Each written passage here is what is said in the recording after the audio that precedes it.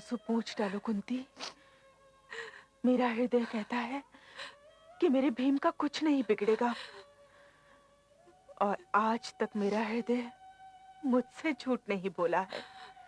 मैं भी तब से इन्हें यही समझा रहा हूं महारानी, परंतु कुंती जैसी माता को भी पुत्र के विषय में समझाना संभव नहीं। इन्हें रो लेने दीजिए, क्योंकि इनके आंसू राजकुमार भीम के अतिरिक्त और कोई नहीं पहुंच सकता।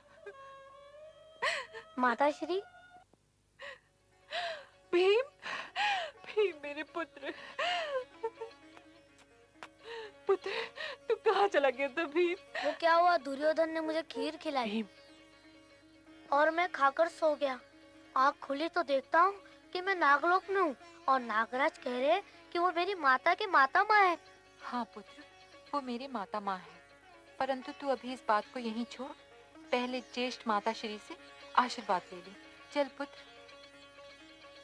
दीदी, भीम।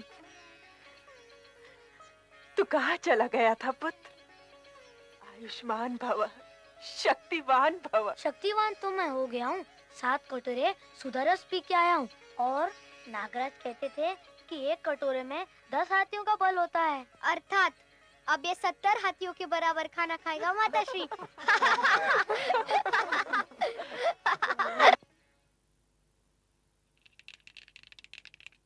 क्या हुआ? वो पेटू तो लौट आया। लौट आया? परंतु लौट कैसे आया?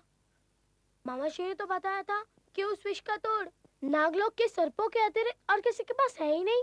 ये सब मैं नहीं जानता, पर वो माताश्री कुंती के कक्ष में बैठा डिंगे मारा है कि नागराज ने उसे सुधारस पिला दिया है। अब तो वो हमारा भांडा भी फोड़ देगा। भांडा फोड़ के भी करेगा क्या वो? और हम 2 के सामने उसे की बात मानेगा भी कौन? और पिताश्री? पिताश्री तो मेरा ही साथ देंगे। और माताश्री? माताश्री टेढ़ी खीर है। खीर का नाम मत लो, खीर नहीं तो सब गड़बड़ फैलाए। मुझे तो अब भीम के सामने जाते डर लगता है। तुम मेरे साथ लगे रहना, वो अकेला हम दोनों से लड़ तो नहीं सकता ना। मैं तो दुर्योधन का सर तोड़ दूंगा। सर तोड़ने के अतिरिक्त भी कुछ बात किया करो। अरे सुनते हो अर्जुन, वो तो मुझे खीर का जासा देकर विष खिला दे और मुझसे जाकर गले लगा लूं। यदि तुमने ऐसे ही किया तो दुर्योधन में और तुम में अंतर ही क्या रह गया? गुरुजन का उपदेश ही भूल गए। मनुर्भव, मनुष्य बनो, और मनुष्य ना ही किसी को विष खिलाता है, ना ही किसी का सर तोड़ता है। क्षमा करना सीखो अनुज, दुर्योधन भी हमारा भाई है। तो क्या मैं उसके पास जाकर उसको धन्यवाद दूं और कहूं खीर बहुत अच्छी थी, फिर कब खिलाओगे? नहीं, तुम यह भी नहीं करोगे। अच्छा तो बताओ मैं करूं क्या? चुप रहो, ये हमारे घर की बात है।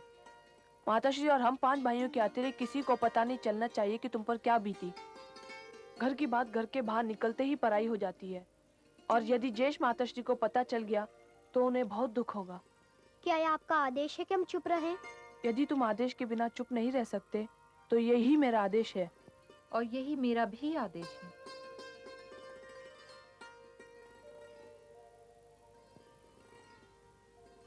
दुर्योधन से झगड़ा तो दूर, तुम मुझसे कुछ कहोगे भी नहीं भीम। नहीं तो मैं तुम्हारे पितामह से कह दूंगी कि तुम लोग मेरा कहा नहीं मानते। जो आज्ञा माताश्री।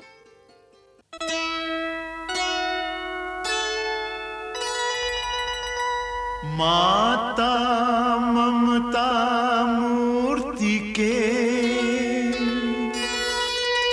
पंच पुजारी प्राण,